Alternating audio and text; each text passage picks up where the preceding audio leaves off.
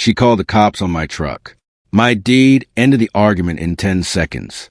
It was supposed to be a quiet Saturday. Coffee, a stack of fence posts, a few bags of concrete, and a plan to finally build a fence I'd been putting off for months.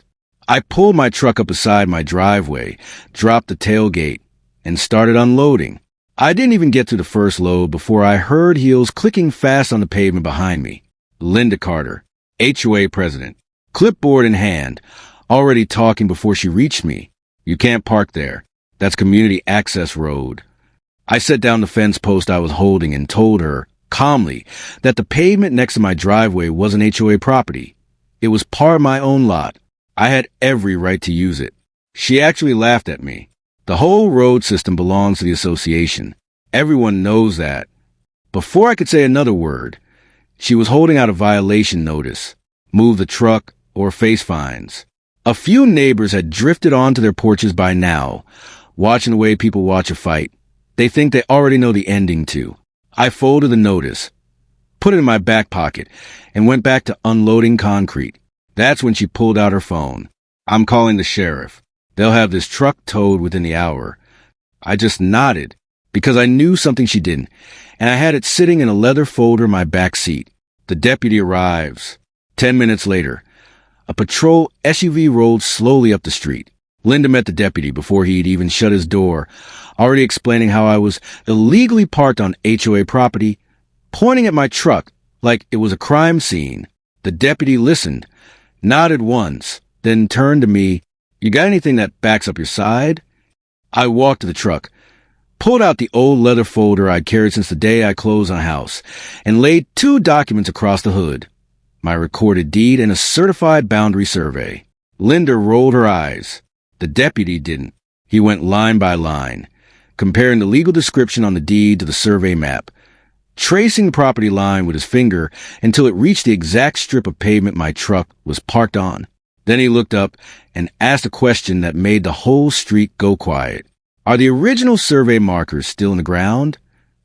I pointed toward the edge of the road, where 3 iron markers had sat undisturbed since before I ever bought the place. He walked over, checked them against the survey coordinates, and they lined up perfectly, every single one. The silence after. He handed my papers back with a nod that said more than words could. According to the county, this section of pavement is private property. It's part of this parcel. The HOA maintains some of the streets around here, but not this one. For a second, nobody moved. Linda flipped through her binder, like the answer might be hiding on the next page. It wasn't. She closed it slowly and didn't say anything else. The deputy reminded us both to stay civil, thanked us for not making his job harder than it needed to be, and drove off. Linda stood there a while longer, looking at the survey, then at the pavement, then back at the survey, like the numbers might change if she stared long enough. They didn't. What changed after that? I finished my fence that day. But the real story started the week after, when neighbors I'd barely spoken started knocking on my door, not to argue, but to ask questions. Wait, how do I even find my property lines?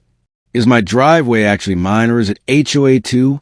Turns out half the street had spent years assuming the HOA owned roads it never actually held title to. One repeated assumption, past neighbor to neighbor, had somehow become common knowledge, until one folder full of paperwork proved otherwise.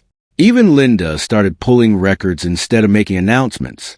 No more marching over with a clipboard and a guess. I didn't feel like I'd won anything that day. I felt like I'd been right, and being right, when you've got the paperwork to prove it, is a lot quieter than winning an argument ever is. Every time I pull into that driveway now, I think about how close it came to going a completely different way.